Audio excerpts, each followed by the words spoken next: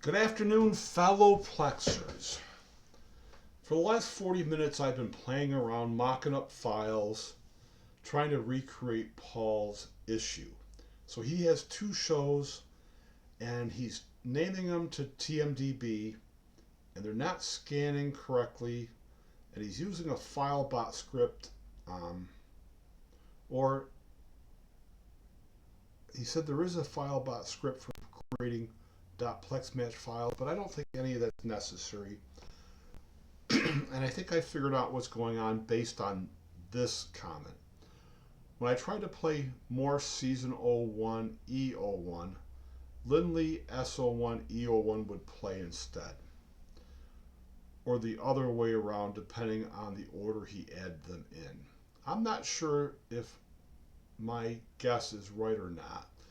But when I look down here, I don't like anything about his files with how he's using Filebot to get them. So let's put a pin in what my suspicion is and start with this.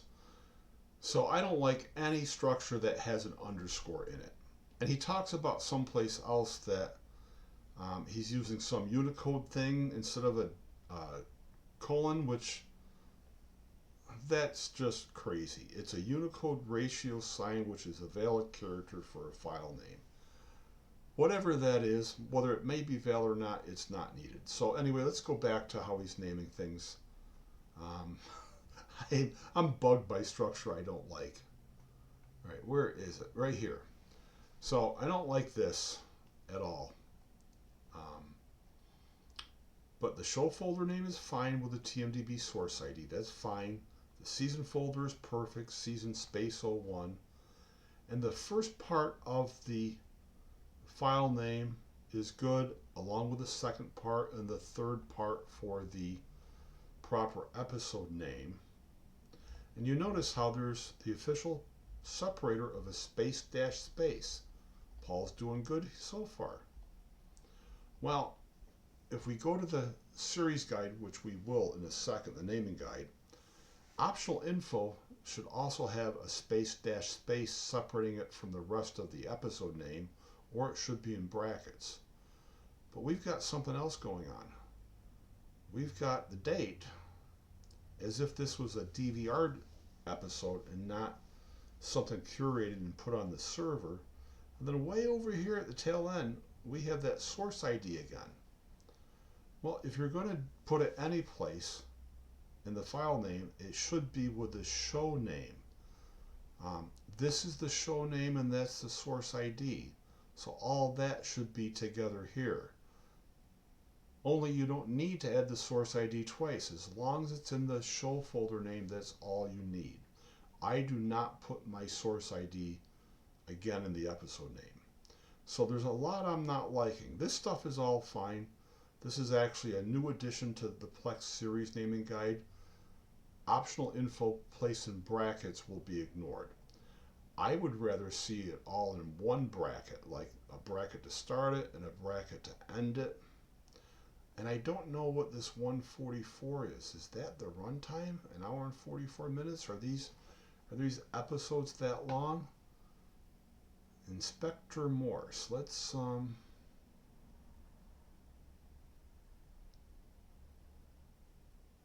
maybe they're that long. I don't know. Okay, so I don't like any of that, and let's jump to Plex's naming guide, and I'll show you why I don't like it. Then we'll talk about my suspicion. Okay, so this is the series guide. Plex tells you how to sort content.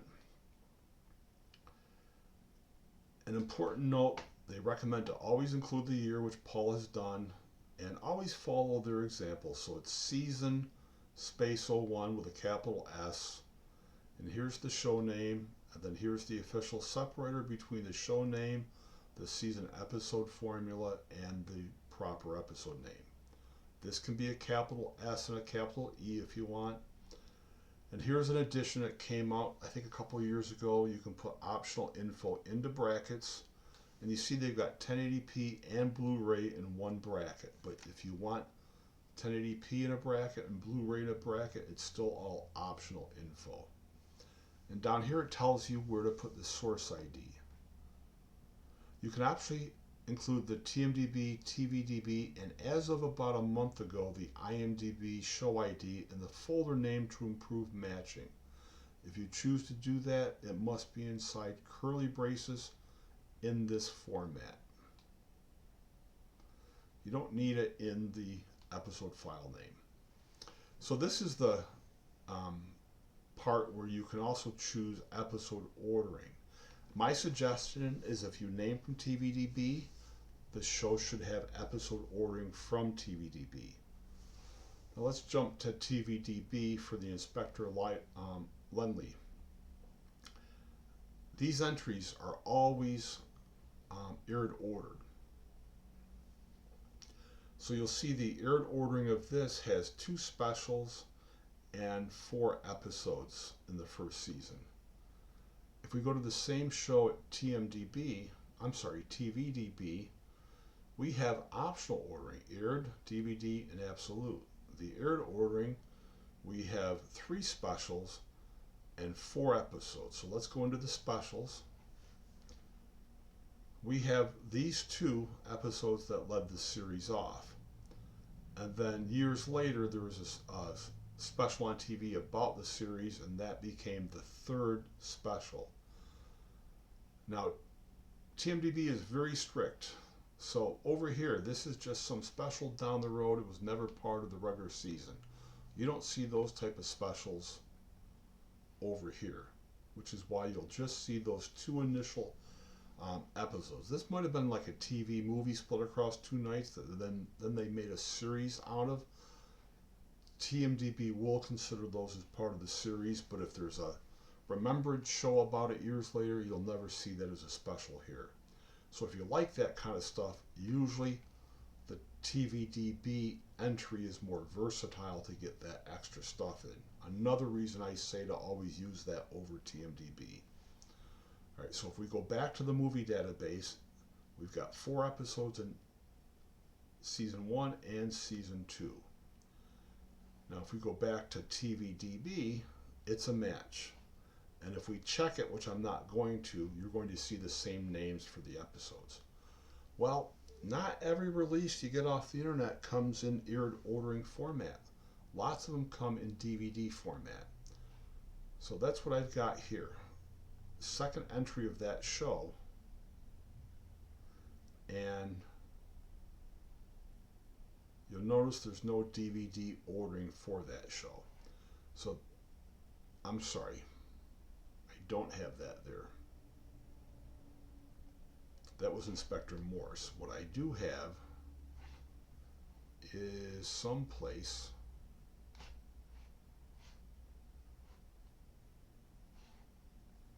let's throw this over here properly. My throwing arm isn't what it used to be. So let's get this one queued up right. It's the same show. And if we go to seasons and we click into DVD ordering, now we still have 3 specials, so let's examine that first.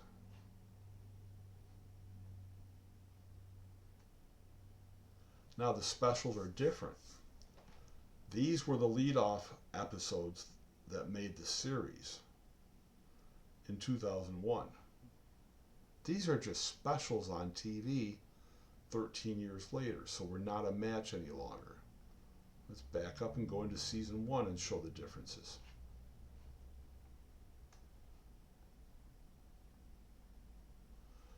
So the difference already is there's 6 episodes from the DVD ordering and there's only 4 from the aired ordering, because these 2 with the aired ordering at TVDB and TMDB are considered specials.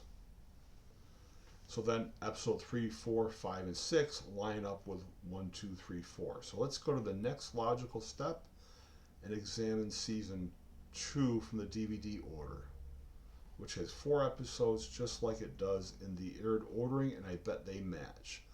And they do. So my hunch is that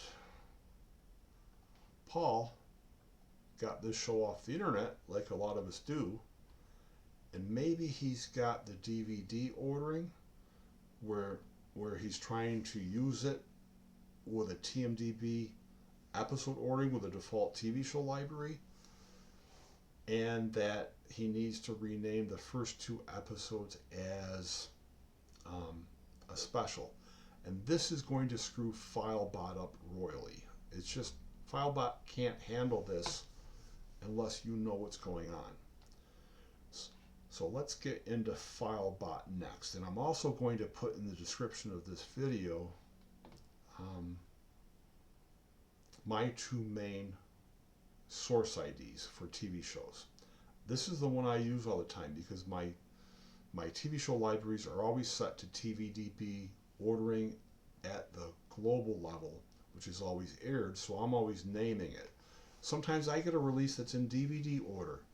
Filebot's usually going to screw that up. It'll have some red lines in it when you're trying to rename, and that's a red flag that you probably have a DVD ordering trying to use the aired ordering expression that I've created with a lot of help. Some of this has come from the Filebot developer. So, what do? I need to see a full structure of what Paul's got. So, where are we here?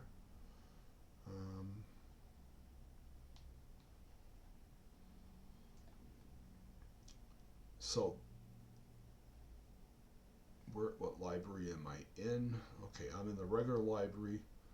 So I would want to see everything he's got. Then I can see how it might match up to one show or the other.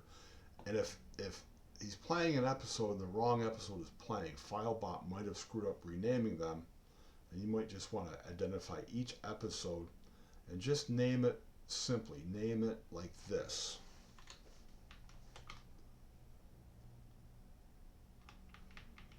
At the most. At the least, name it like this. And just have it in the correct season folder, because that's where Filebot will take off next. Alright, so these are this is my most used expression, and this is if I wanted to rename it to TMDB. I don't like Filebot's default expression because it isn't something that's usable on a NAS like I'm using it. It's made for a desktop PC or maybe USB hard drive media. When you rename with a Filebot episode expression, it's going to create this structure. It's either show or shows, and then it's going to create the show name folder.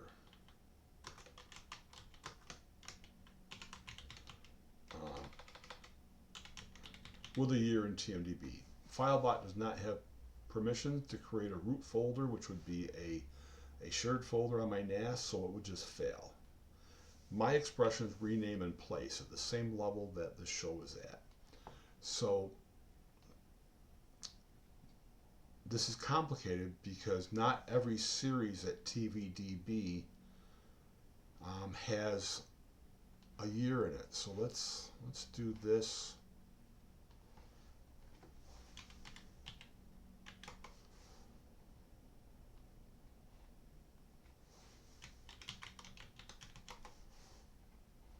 All right, look at the 2 shameless. This was the original UK version, and this is one from the US, and it's got US in it. So this is not what I'm looking for. I'm trying to scratch my memory for a example. Okay, this is a good example. The British version of Ghost, which I liked even better than the US version. This happens to have the year in it. A default expression that you're putting together, like if I tried to use this expression by changing this to TVDB instead of TMDB, when I rename a series like the British Ghost that already has the year in it, it's going to create a double year when I get done. Doesn't happen a lot, but my TVDB expression handles that. This was through the help of somebody in the Plexaholics group from probably 3 or 4 years ago. So that removes a double year from the folder name. Here's the year. Here's the TVDB Source ID for the folder. And here's the code to create another subfolder. Here's the season folder creation formula. Right, this tells us it's now going to be an episode. We have the trailing brackets fix again in curly braces. With this N. This N is the name of the show. I missed saying that here. And then the formula for the year. And now I've manually put in the space dash space for the official separator. Here's the formula that I'm using currently for the season and episode name. It's slightly different up here. I probably should redo that expression. Here's the official separator again, space dash space. T in curly braces is the episode. And then I'm not using a space dash space again because all my extra information is in a bracket here. If I didn't put it in brackets, I would want a space dash space again, but the brackets are better. Now the Filebot developer helped me with all this. At one point, this looks inside the container file, the media container file, to look for either embedded English subtitles or undescribed subtitles and puts a marker in the file name in brackets. So I would have the video and audio codec information in brackets, and then without a space I'd have another bracket saying either ENGSUB or UNDSUB, and if neither are found, there's nothing added. Now this last part, the Filebot developer helped me again with. If you have a lot of split name files, like a PT1, PT2, or PART space 1, PART space 2, DVD 1, DVD 2, whatever format you're using, you can insert it into this code right here. You just have to change this. So if I was using part 1 and 2, I'd have to change that to PRT instead of PT. If I was using DVD, I'd change that to DVD. Now I hardly ever use this because I don't have split name files, but it doesn't do anything if it's not needed, so that's why that's there. This handles external subtitles, the SRT ones, SUBT and curly braces. But you have to prep them. So I've got these files prepped already. This is just a movie example. This works for TV shows and movies. So we're using a movie example. The original file from the cloud is named movie, period, 2025, period, 1080p, period, AAC, period, MKV. Then you might have 3 subtitle files that are named like this.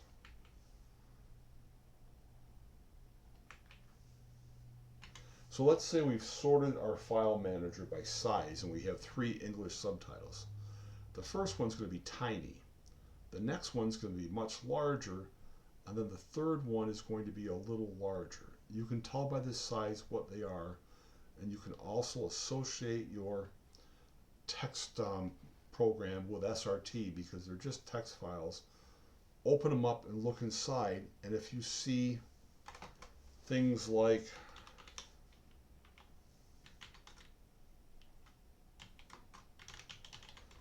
wind blowing, music playing, I don't know, pensive music, those are the extra cues for the hearing impaired subtitles. So you can verify it by looking at it, and if you see any advertising in it, like some release groups like to add, usually at the beginning, 1 or 2 lines, you can remove that quickly, resave the text file. So once you know it's a hearing impaired subtitle, no matter how it's named, doesn't matter how it's named, add the extra extension of SDH. Oh, add it like this. So whatever the name is, .sdh, .srt. The next smallest one is the default one. Just leave it alone. The tiny one, if there is one, will be the forced one, and name it like that. So you're just adding an extra extension to it. then Filebot, even if it's in a different subfolder than your episode or your movie, Filebot will rename it properly and add these flags. This will become a capital F, and this all will become capital SDH, all from this cool little feature here. I like to know if embedded subtitles are English, because if they're not, if I don't see anything, it means I have to go out and find subtitles when I'm renaming found media. If they turn out to be UNDSUB, I'll play each video, check the subtitle, make sure it's English, and then I'll open up an MKV toolnix to reflag it, to then rename it again in Filebot so it says ENGSUB. I like to look at the media and know exactly what I can do with it. All right, Paul, that is my theory. Wherever that window went, that's my theory. And if I can see the whole folder and file structure, it might be easier. And I was going to show you one more thing. If the wrong episode plays, double check it to make sure it's the right episode in VLC, and also go into it this way and edit it, look at the info, and make sure it's pointing to the right thing. I've never heard of somebody starting a show and then a different episode from another folder structure playing. Usually the user screwed up, or the server owner screwed up and added the wrong file and renamed it wrong, and that's what's going on. But you can check that yourself. If it points to the right folder and file name, we'll go check it manually in VLC to see if it plays. And all I can say is adding it my way. Let's back up here. Adding it my way to my default TV show library using the TVDB Source ID, assuming the files are already in aired ordering and using that expression, it comes out fine. It adds fine. All the metadata is detected. And I guess I can't end the video because I was going to show you more expressions in Filebot. So I showed you how this works. Let me show you how to add it, because you can do one for DVD ordering too. So let's get into Filebot. And let's pull that DVD ordering out. Now I don't see the default Filebot expressions unless I hold down the Shift key. And again, this organize episodes for Plex or movies, it creates a root folder that won't work on a NAS like I'm using. It'll work on a local computer. So let's edit this. And it's hard to see, the interface isn't that big. But I have here TV series TVDB Structure by DVD order, and with a note to change episode ordering yourself if you need to, and the source ID goes in the folder only. And then here's TVDB Structure by Airdate with source ID in folder only, and TVDB Structure by Airdate for split files, TVDB rename only by DVD order. So let's edit this one that creates structure based on DVD order. Let me paste this into my text document. And let's grab that expression.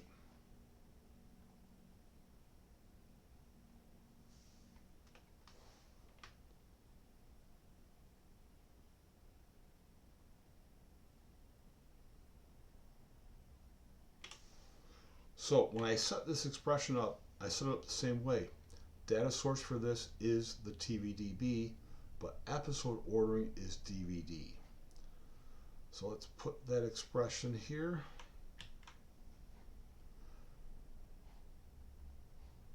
So if I cancel this and now I edit my normal expression, you'll see the episode ordering is Airdate. And again, you could use absolute, but I don't know what that does for you. And lots of entries at TVDB don't even have a DVD air date. So I'm pretty confident that your issue is that you might have had DVD ordering, and without realizing it, when you renamed it with Filebot, you might have run into errors and you forged ahead and some episodes got renamed incorrectly. Usually you can rename multiple episodes with Filebot without an issue, but sometimes you can't. One show will throw off the detection of others. So I will put all this in the description, and the last bit is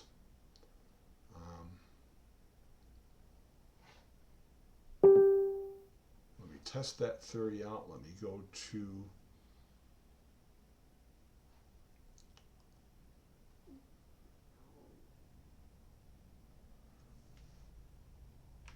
let me do these three. These are all public domain. I'll open all three of them up with Filebot. So all three series are here. They're so different they shouldn't interfere with each other. I will pick my default expression. Filebot runs a little bit slower when it's on a NAS, but if you see the green dot, it means there's no changes. So it properly identified all three shows, and you can see I've got MediaInfo here in the way I like it. All right, Paul, I'll get this out to you. Feel free to contact me. I'm not sure if my hunch is right, but I would check things manual in VLC. I would check each episode to make sure it's in aired ordering and not DVD ordering, and just go from there. Feel free to get a hold of me if something's clicking. Everybody else, thanks for watching and happy plexing.